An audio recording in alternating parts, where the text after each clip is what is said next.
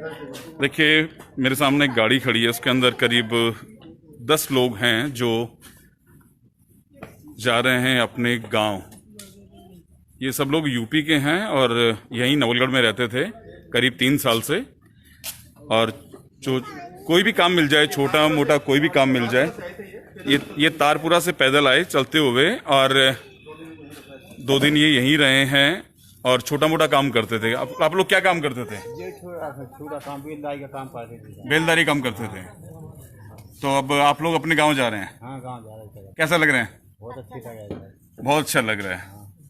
और ये अब गांव जा रहे हैं, क्यों जा रहे हैं आपको पूरी बात जो हमारे एसडीएम और तहसीलदार हैं उनसे सुनवाएंगे।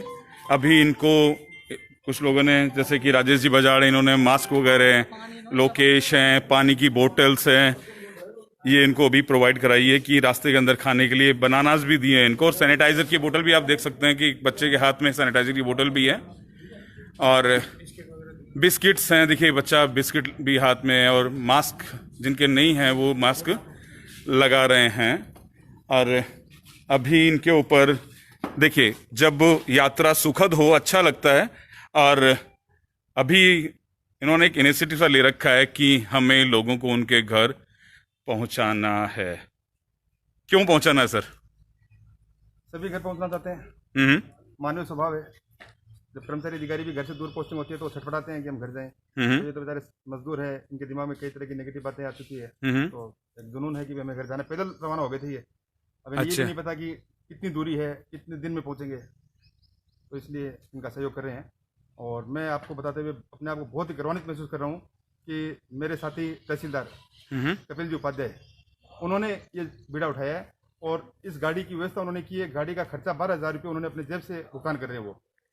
मतलब मुझे वास्तव में गर्व हो रहा है कि मेरा जो साथी तहसीलदार है इतना दयावान, मतलब कि ये 3 दिन से हमारे पास थे। ये महिलाएं, बच्चे आप देख रहे होंगे, इनकी पीड़ा को समझ के कि ठीक है, जब ये इतना छटपटा रहे हैं तो उन्होंने कोई सरकारी सहायता का इंतजार नहीं किया और 12,000 रुपये में इस गाड़ी की व्यवस्था करके इनको अपने घर भिजवा रहे हैं। सर, बहुत बड़ी बात होती है सर। एक बात और अभी देखिए कि आवेदक भी वो खुद ही बने हैं तहसीलदार जी। बिल्कुल। और मैं आप बताना चाहूँगा कि सुबह जब हमारी बात हुई, मैंने इनसे रिक्वेस्ट की कि आप मेरे साथी भी हो, भाई भी हो, अपना पुराना संपर्क है, इस जो आप जो खर्च 12,000 रुपये का है इसको दोनों मिल के आधा आधा कर लेते हैं। लेकिन नहीं माने ये कि साहब ये खर्चा तो मेरा है, मैं उठाऊंगा। मैंने कहा इस पुण्य में मुझे भी भागीदारी दे दो, दोनों आधा आधा पुण्य कमा लेते हैं। लेकिन उन्होंने बिल्कुल मना कर दिया। और इससे भी बड़ी बात आपको बताना चाहूँगा कि मेरे चैम्बर में आके 12,000 रुपये मेरे हाथ में दे रहे थे कि सर आप दीजिए, आप हमारे अधिकारी हो। मैंने मना कर दिया कि मैं इतना स्वार्थी नहीं हो सकता कि आप इतना बड़ा पुण्य काम कर रहे हो और उस चीज़ का क्रेडिट मैं ले लूँ, ये मैं नहीं कर सकता। फिर भी मतलब भारी मन से इन्होंने कहा सर आप मेरे साथ जाती करो। मुझे कहना पड़ा कि मैं आपका अफसर हूँ, मैं आदेश दे रहा हूँ, पेमेंट आप करोगे, सबके सामने करोगे, मैं बताऊँगा सबको, ये क्रेडिट मैं नहीं लूँगा। तो वास्तव में मतलब बहुत खुशी हो रही है। और मैं ये समझता हूँ कि आज जो तहसीलदार साहब ने जो पहल की है ये बहुत आगे तक जाएगी और जितने भी लोग हैं हमारे सभी इसमें जुड़ेंगे और नवलगढ़ तहसील में कोई सड़क पे घूमते हुए नहीं मिलेगा और सभी अपने घर पहुंचेंगे, हमें दुआ देंगे, आशीर्वाद देंगे। एक जानकारी और मिली थी कि आपके यहाँ के तहसील के कर्मचारी हैं राजेश जी बजाड़, उनको भी एक व्यक्ति रहा जाता मिल रहा था, तो उनके लिए भी व्यवस्था की है। तो क्या हमने क्या कि हम पिछले 2 दिन से इस पर विचार मंथन कर रहे हैं कि क्या करें, कैसे इनको घर तक पहुंचाएं। क्योंकि जब इनके पास जाते हैं, ऑफिस में ये लोग आते हैं, जब ये इतनी विनम्रता से इस तरह से रिक्वेस्ट करते हैं तो मन में पीड़ा होती है कि कुछ करें इनके लिए। तो हमने अब ये प्लान किया था कि हमारी जो चेक पोस्ट है वहाँ पर जो डॉक्टर साहब हैं, पुलिस है, टीचर्स हैं, आईए है, इसके अलावा हमने हमारे स्तर पे 24 घंटे 3 अधिकारियों ड्यूटी लगा रखी है। जो ब्लॉक स्तर के, प्लीज आओ आप सामने, जो ब्लॉक स्तर के हमारे 3 जो अच्छे अधिकारी है उनको हमने 8-8 घंटे के हिसाब से उनको लगा रखा है। और उनको हमने ये जिम्मेदारी अब दी है कि जो भी गाड़ी आती है, चाहे वो नवलगढ़ आए, झुंझुनू आए, तो उनसे जानकारी लीजिए कि वो वापसी में उसके साथ कौन जा रहा है। अगर वो खाली जा रहा है तो उनसे रिक्वेस्ट करते हैं, अगर फिर भी उनकी कोई छोटी मोटी कोई अगर पैसे की मांग होगी तो भी हम किसी तरह से व्यवस्था करेंगे। तो आज सुबह एक क्रूजर गाड़ी आई थी इंदौर से, तो सुभाष जी सिगरेट जो सहायक कृषि अधिकारी है वो उस समय प्रभारी अधिकारी पर ड्यूटी दे रहे थे। उन्होंने सुबह 7 बजे मुझे फ़ोन किया कि सर एक गाड़ी आई है जो झुंझुनू तक जाएगी और खाली है और इंदौर जाएगी, जयपुर, चित्तौड़गढ़, नीमच होकर इंदौर जाना है। तो अगर यहाँ के कोई अगर श्रमिक हो तो ये साथ ले जाने के लिए तैयार है, बिल्कुल निःशुल्क। तो हमने सभी पटवारी से संपर्क किया तो ये जानकारी मिली कि इस रूट के कोई नहीं है। मध्य प्रदेश के जरूर है, गुना के हैं, ग्वालियर के हैं, भिंड के हैं, लेकिन इंदौर वाले रूट के नहीं है।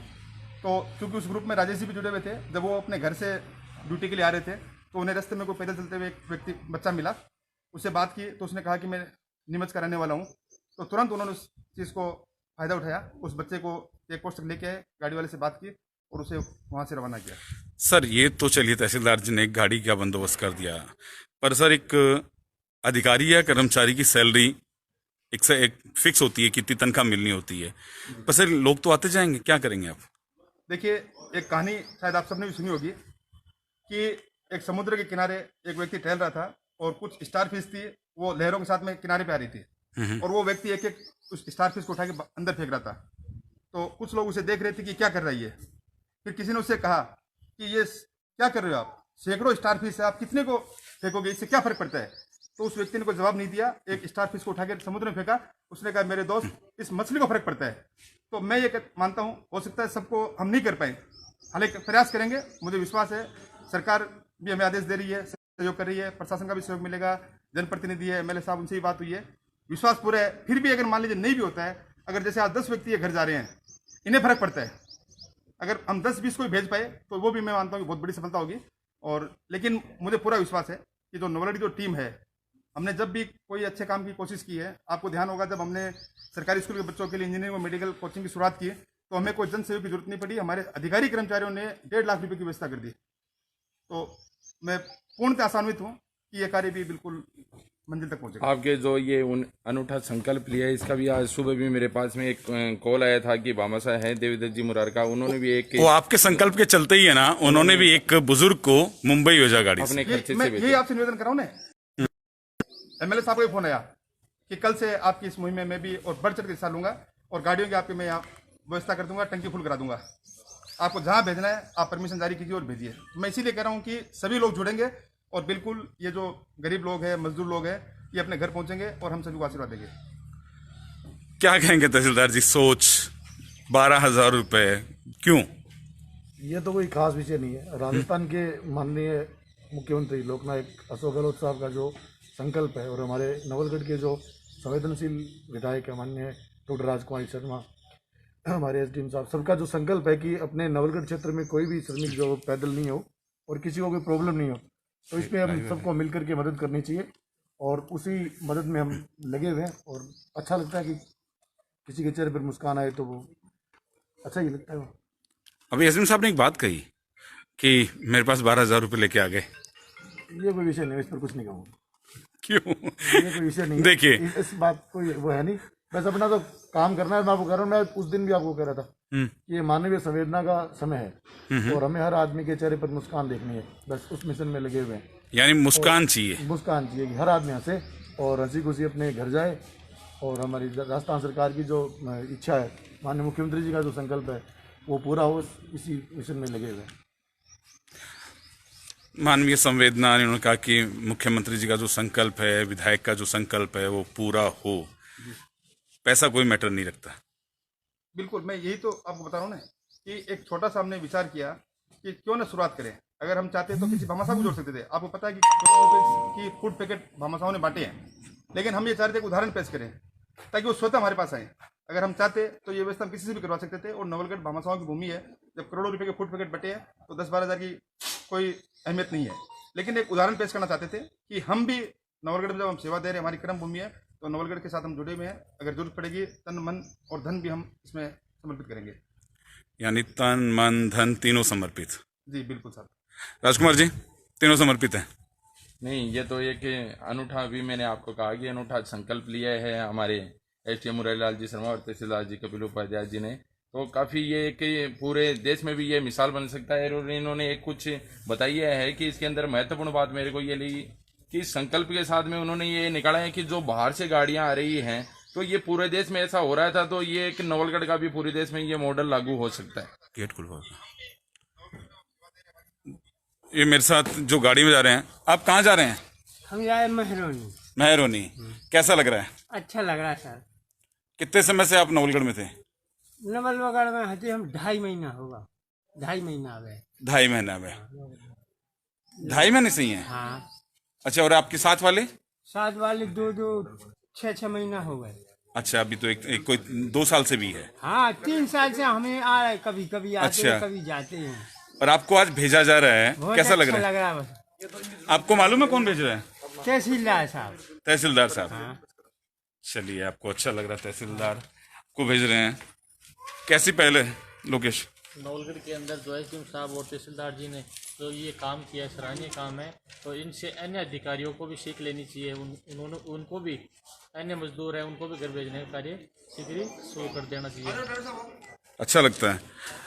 कैसी पहल है ये? बहुत अच्छी पहल। सभी को आगे आना चाहिए। कैसा लग रहा है? बहुत बढ़िया लग रहा है।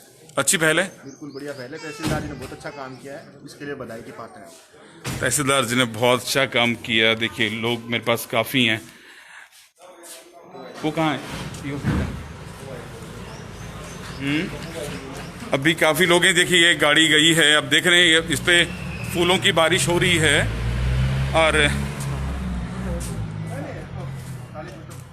सर, ये फूलों, सर जो ये खुशी है, देखिए फूल भी बरसा रहे हैं, क्यों? अंदर से खुशी है?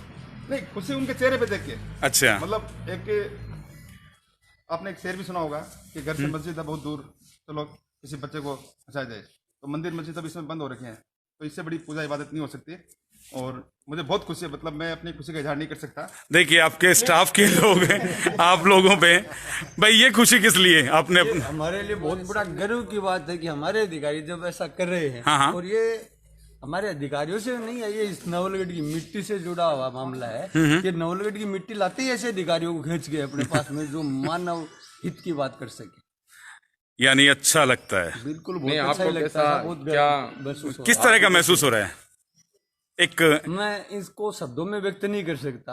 और ये जो खुशी है, ये बहुत अपार खुशी है हमारे लिए। और मैं निवेदन करना चाहूंगा जिले के प्रत्येक अधिकारियों से कि हमारे अधिकारियों से कुछ सीख ले। राजकुमार जी, इन्होंने कहा कि हमारे अधिकारियों से सीख ले।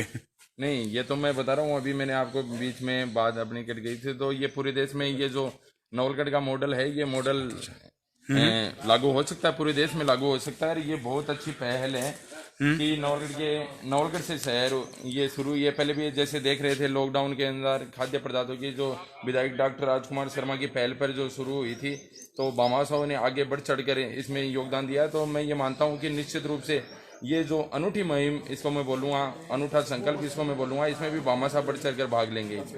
एसएम साहब, एक बात बताइए, जो भी काम होता है नवलगढ़ से क्यों होता है नया? शायद पुण्य भूमि है। तो एक कहावत है कि मेरा आपकी कृपा सब काम हो रहा है, करते हैं प्रभु मेरा नाम हो रहा है। तो बाबा रामसा पीर की भूमि है और उनका आशीर्वाद है, बस इसमें हमारा कोई योगदान नहीं है। डंडे वाला तहसीलदार दयालु है सर। मैं कल ही कर रहा था, ड्यूटी कर रहे हैं। ड्यूटी कर रहे हैं। चलिए, अब ड्यूटी अब देखिए। जैसे आज सुबह साहब सर ने जैसे ही बताया, हाँ। ये बात हुई, तो ईओ साहब भी मुझे कहते, मुख्यमंत्री वाले ईओ साहब भी, हाँ। कि सर ऐसे कोई हो तो मैं भी करूँगा, तो ये बढ़िया है, मुहिम आगे बढ़ेगी। तो वो कह रहे थे ईओ साहब की भी मेरे को भी सर मौका देना, कोई ऐसा कोई हो तो ये करेंगे। बढ़िया है, ये तो बहुत अच्छा है। यानी काम करने का मौका मिल रहा है, काम करने का मौका में सौभाग्य है। तहसीलदार जी ने आज अपने जेब से पैसा लगा करके 10 लोगों को उनके घर भेजा है, वो भी बिहार में। कैसा लग रहा है सर? बहुत अच्छा लग रहा है। मैं उनको बहुत बहुत धन्यवाद देना चाहता हूँ कि तहसीलदार जी ने एक बहुत ही महान काम किया है।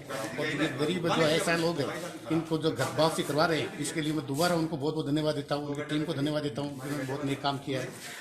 तो आप भामाशाह से क्या कहेंगे? मैं भावों से आग्रह करना चाहता हूँ, जो भी बेसहाय व गरीब मजदूर है यहाँ है, वो अपना घर जाना चाहते हैं, उनका आगे आकर सहयोग करें और उनको घर वापसी करें। उनको घर वापसी करवाए। क्यों वकील साहब, कैसा किया तहसीलदार जी ने, कैसा लगा? बहुत अच्छा काम किया, उनको अपने गाँव भेज और इन्होंने पूरी व्यवस्था की है उनकी। यानी अच्छा लगा। बहुत अच्छा। देखिए, तहसीलदार जी ने अपने जेब से पैसा लगाया और लोगों को बाहर भेजा। एक सरकारी अधिकारी है, इनको एक तनख्वाह मिलती है, फिर भी इन्होंने इनिशिएटिव लिया है। मैं सभी लोगों से ये प्रार्थना करता हूँ। एक मनोज पुरोहित कह रहे हैं कि डंडे वाले तहसीलदार की बात ही कुछ और है। सही बात है, यहाँ तो जितने भी अधिकारी हैं उनके सभी की बात कुछ और है। नवलगढ़ है ये मनोज जी। और एसडीएम साहब और तहसीलदार साहब, आपको दिल से सलाम। एक हैं जो कह रहे हैं कि एसडीएम साहब और आपको दिल से सलाम। मैंने इनको बता दिया है कि आपको इनको सलाम बोल रहे हैं, कोई शमा बाय है। Thank you.